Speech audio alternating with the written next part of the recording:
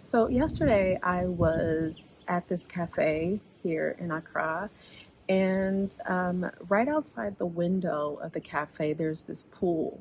So the way the cafe is set up, there are a couple different cafes in this area, and they surround a pool. If you live in Accra, you probably know what I'm talking about.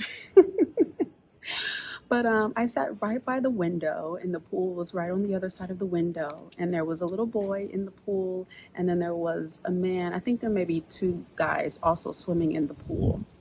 Um, and I just watched them because I was so refreshed by just watching them be in the pool and watching them, dive in and swim and get out and dive in and swim and get out. And I'm having so many profound moments here in Ghana, simple moments that turn into profound moments. Um, but it really got me to thinking about the idea that Black people don't swim. So in the US, in the Western world, there is this idea that Black people don't swim, that we're afraid of water, that you can't put us in the water, and all of these things.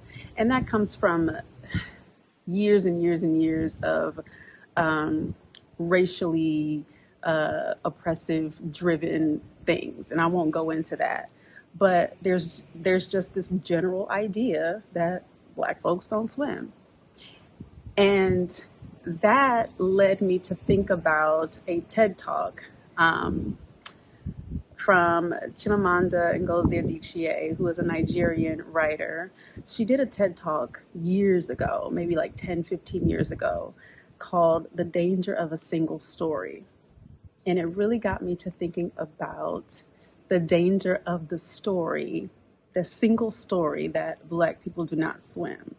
The idea behind the danger of a single story is that you hear one story about one person or one family from a culture, and that one story in your mind defines that entire culture of people.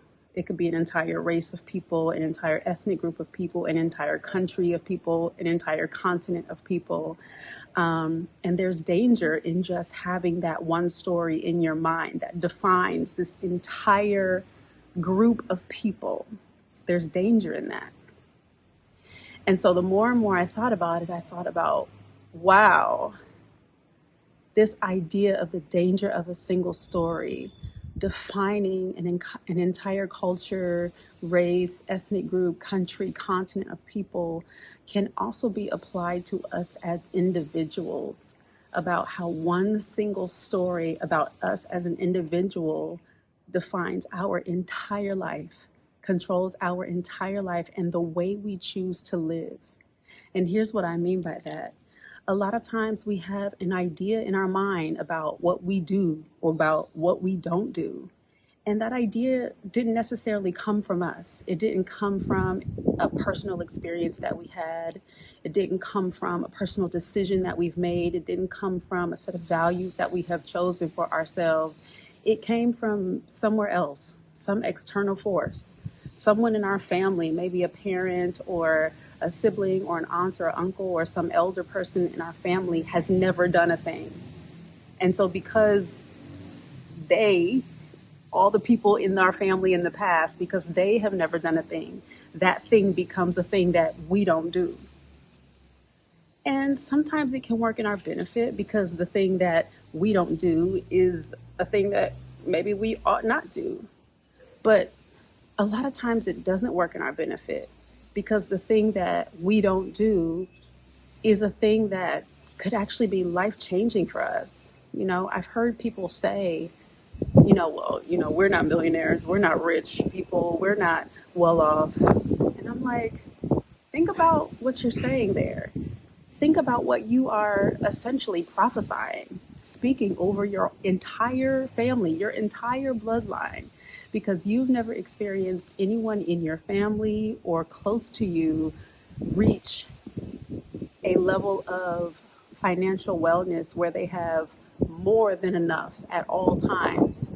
So because you've never seen it, you can't imagine that someone in your life, that someone in your family or someone within close proximity to you, you can't imagine that anyone would ever experience it because you've never seen it. And so you start saying things Like, well, we don't do that. We've never been rich. We've never been millionaires. I'm not gonna be rich before I die. People start saying things like that. And I really believe that your words have power. Your words are seeds that you plant that may not necessarily play out in your lifetime, but they definitely play out in your children's and your grandchildren and your great grandchildren's lifetime. So the idea of this single story that we tell ourselves about ourselves is so powerful. It's not just about the single story that we tell that defines an entire culture of people. That is very, very dangerous. But it's also very dangerous to tell ourselves or to take on a single story about ourselves that defines our entire life. And I'm wondering what that is for you. I'm wondering, what is the single story that you've taken on, that you've just accepted? And maybe sometimes you say it out loud, but maybe you don't say it out loud. And that's probably the most insidious part about it, is that sometimes the single story that we are telling ourselves or that we are living according to isn't even something that we've said out loud.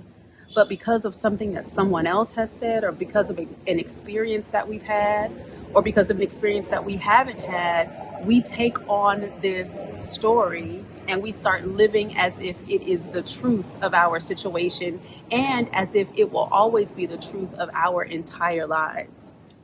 And so I'm wondering what that is for you. I'm wondering what that is for myself. I'm a person who, I like to challenge myself. I like to, as much as it's in my power, to go after the things that are in my heart to do. And when I catch myself thinking, oh, I can't do that because of fill in the blank, I really try to catch myself in those things and interrogate that and ask myself, well, why can't I do that? What's stopping me from doing that? I had to do that in order to get to Ghana. I had a whole plan of what I was going to be doing this year. And Ghana was not a part of it until it was, until I started asking myself, well, why can't I do that? Well, what if I just go back to Ghana? What if I use this free time that I have and this provision that I have to experience something I've always wanted to experience? What if I just try? What if I just try? I think the single story, one of the single stories, because there can be multiple for multiple areas of your life. You can have a single story around your finances, a single story around your relationship status, a single story around where you will live and what kinds of things you will do and whether or not you'll travel and what kind of people will be in your life. Like, you can have multiple single stories. But I think I've always, since the first time I came to Ghana, I've always just kind of known that I wanted Ghana to be a part of my life. And I never knew how that was going to happen. I've always known that I wanted to live overseas, and I never knew how it was going to happen. In my mind, I thought, oh, maybe I'll get married and my husband will be an international businessman, or maybe I'll marry someone who's from another country and we'll be able to go back and forth, or maybe I'll get a job that takes me there and that's how I'll end up there. And the single story was always something outside of myself telling me it's time to go. Some external situation making it clear to me it's time to go. And what it ended up being was that I just decided, wait, I have time. There's nothing holding me to, at the time I was in LA, there's nothing holding me to LA right now. There's nothing holding me to the US right now. I have time, and thankfully I have provision to go do something that I've always wanted to do, to go back to Ghana and to spend extended time there. So the single story was something outside of myself is going to happen to me, or some person is going to come into my life and make it clear that, oh, now I go because of this external thing that's happening, or because of this person that has come into my life, a husband or, a mate. But the story was never, you can just decide. And I'm so glad that I kind of interrogated that. I'm so glad that I questioned myself and said, well, this is the way you've always thought it might happen, but what if it happens a different way? It could happen a different way. All you have to do is say yes to the new way that's being offered to you. And so I'm wondering, for whoever's watching, what is your single story? What is the thing that you are telling yourself, either consciously or unconsciously? The unconscious one is powerful because it's a story that's playing in your mind and you may not even realize that it's playing in your mind.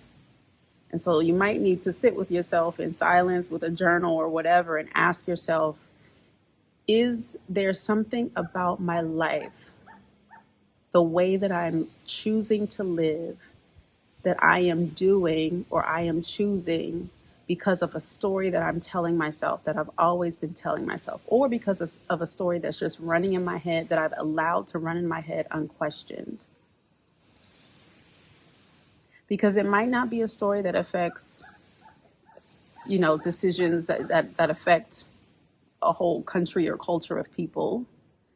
It might not be a story that you're telling yourself and it affects how you treat people, but it could be a story that you're telling yourself or that's running in your head that affects how you live and what you choose and whether or not you're actually choosing the life that you desire, or if you're just choosing based on the circumstances I've been given and the story that's been told. Also, think about the people you hang out with, whether it's friends, family members, acquaintances, and ask yourself or pay attention to the things that are said, the things that you hear, the things that you allow to be said about what you do and don't do. Because what if the thing that everybody declares we don't do is actually something you want to do? What if the thing that everybody declares we'll never be that, we'll never have that, we'll never do that, is something that you want to be, you want to do, you want to have?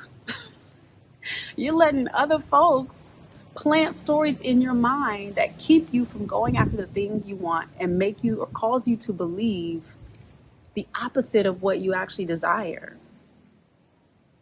and limit your life experience because of a single story, a single declaration that somebody else has made about what you do and don't do, about what you'll never have, about what you've never had. And because nobody's ever done it, that means nobody will ever do it.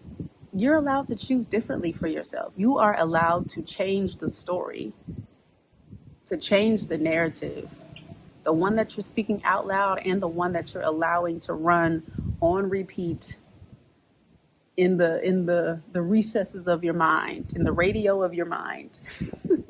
In the radio of your mind, there is one channel that's constantly playing the same thing over and over and over again. And you don't question the radio. You don't change the channel. Some people might be too young to know what a radio is. I don't think people change channels on radios anymore. Or maybe they do. I don't know. We got podcasts. Think of it as a podcast. There's a podcast playing in your mind of one single story, and you haven't interrogated it. You haven't asked questions of it. You haven't asked, where did this story come from? Why do I keep letting it play? We've never done this. We've never done that. We're never going to be this. We're never going to be that. Or, people like us, we don't do that. People like us, we don't do that. Hold on now. Hold on now. Because what if I listen to the people who said, no, we don't travel the world. We don't do that. We don't climb mountains. We don't do that. We don't camp in the jungle. We don't do that. We don't swim in the ocean. We don't do that. And what if those guys who were swimming in the pool, as I was gazing out at the pool yesterday, what if those guys listened when people say, oh, black people don't swim? Because there are a lot of people who believe that for a lot of reasons that, again, we won't go into. But I think we have to learn how to interrogate the stories that we are telling ourselves, interrogate the stories that other people are telling us, interrogate the things that other people say about us. And if somebody says something about what you do or don't do that's not true, you're allowed to correct them and say, no, actually, I do want to do that. Actually, I'm going to go for that because I do want to do it. I do want to try. That is something that I've always wanted to do, and I'm going to go for it. And nobody gets to decide for me. Nobody gets to declare for me what I do and don't do. I get to choose that for myself. I get to choose my values. I get to choose my choices. I get to choose the life that I'm going to try to live. I get to choose the things that I'm going to pursue. I get to choose. And I can choose those things, or I can choose to do nothing and just be a person who doesn't do that. But then you have a life full of, well, what if? I wish I had tried. I wish I had gone for it. I wish I had at least done some research. I wish. And that's no way to live. So interrogate the story that you are telling yourself. Interrogate the story that other people are listening or are speaking over you. Maybe interrogate is too harsh a word. Discover the story that you're telling to yourself about yourself.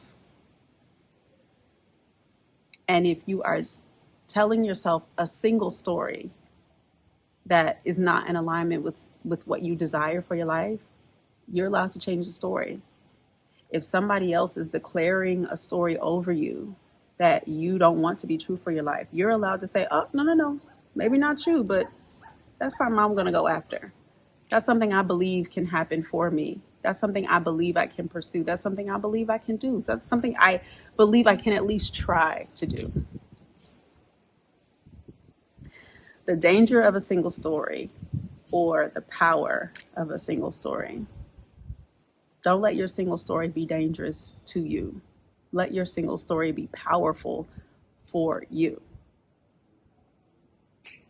Snaps. If you don't know me, my name is Tryphena Wade. I am an actor, Broadway, TV, film. I am a certified master life coach, and I'm a globetrotter. And right now I am in Ghana. And I will talk to you next time.